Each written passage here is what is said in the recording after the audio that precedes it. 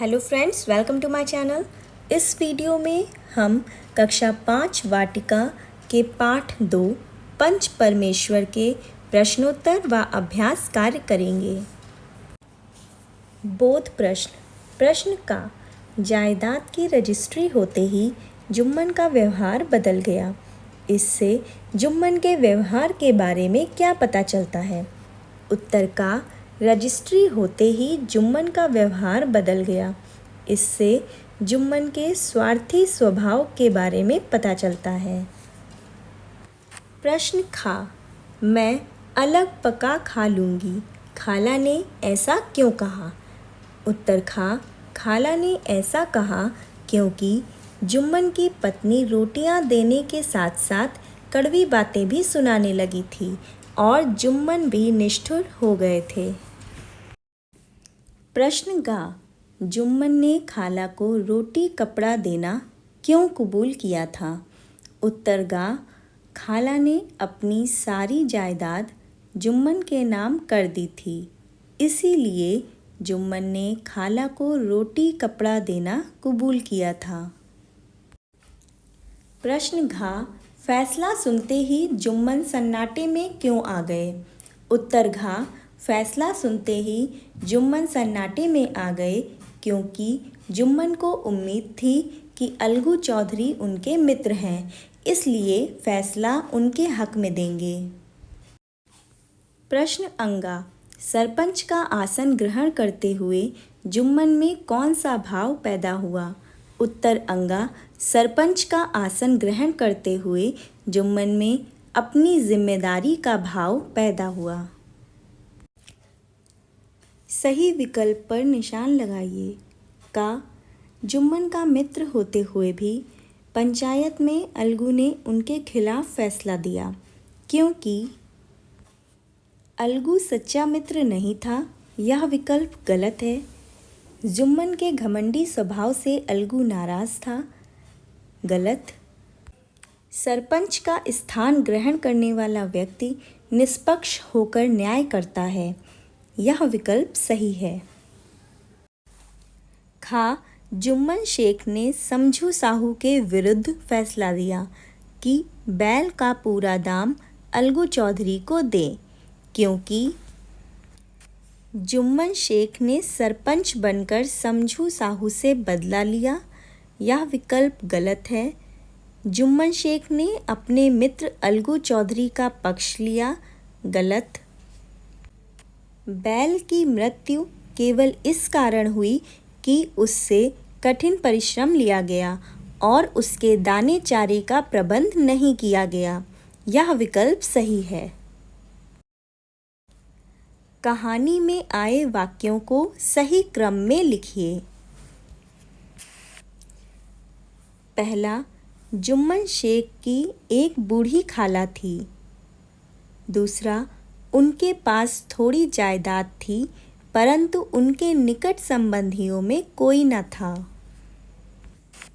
तीसरा, जुम्मन ने लंबे चौड़े वायदे करके वह जायदाद अपने नाम लिखवा ली थी। चौथा, एक दिन संध्या के समय एक पेड़ के नीचे पंचायत बैठी। पांचवा, अलगू चौधरी ने जुम्मन से जिरह शुरू की। छठा, सरपंच का आसन ग्रहण करते हुए जुम्मन में अपनी जिम्मेदारी का भाव पैदा हुआ। सातवां, थोड़ी देर बाद जुम्मन अलगू के पास आए और उनके गले से लिपट गए। किसने किससे कहा, बेटा तुम्हारे साथ मेरा निबाह ना होगा, तुम मुझे रुपए दे दिया करो, मैं अलग पका खा लूँगी। खाला ने जुम्मन से कहा। रुपए क्या यहाँ फलते हैं? जुम्मन ने खाला से कहा। शेख जुम्मन, हम तुम पुराने दोस्त हैं, मगर इस समय तुम और बूढ़ी खाला दोनों हमारी निगाह में बराबर हो। अलगू चौधरी ने जुम्मन से कहा। भाई, पंचायत कर लो, जो कुछ तय हो जाए उसे स्वीकार कर लो। लोगों ने समझू साहू से कहा। समझू के लिए उचित है कि बैल का पूरा दाम दें जुम्मन ने समझू से कहा।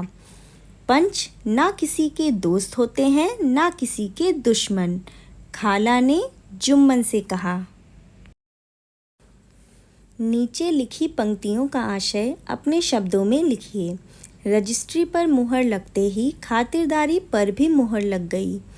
आशय, जैसे ही खाला ने अपनी जायदाद जुम्मन के नाम की, वैसे ही जुम्मन ने उनकी खातिरदारी अर्थात रोटी कपड़ा आदि देना बंद कर दिया।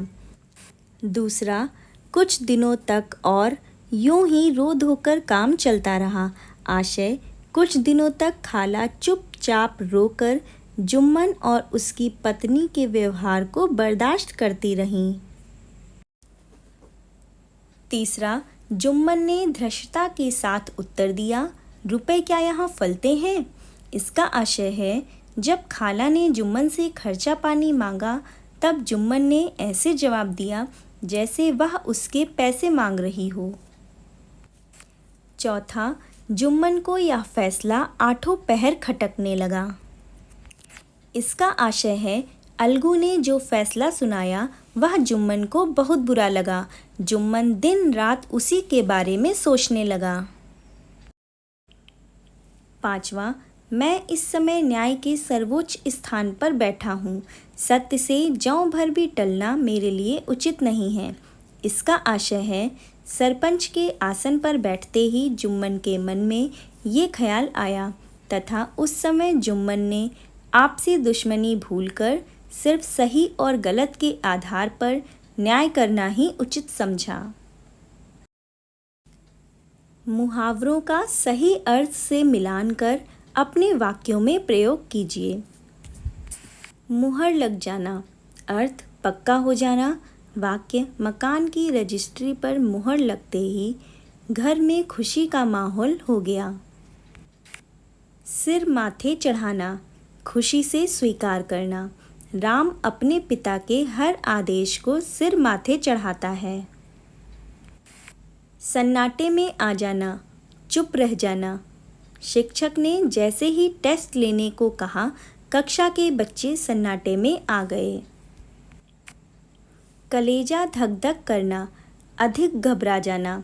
जंगल में शेर को देखकर रीता का कलेजा धक धक करने लगा। दिल का मैल धुल जाना, मन साफ हो जाना। रजनी के माफ़ी मांगते ही काजल के दिल का मैल धुल गया। निम्नलिखित तद्भव शब्दों के तत्सम रूप लिखिए।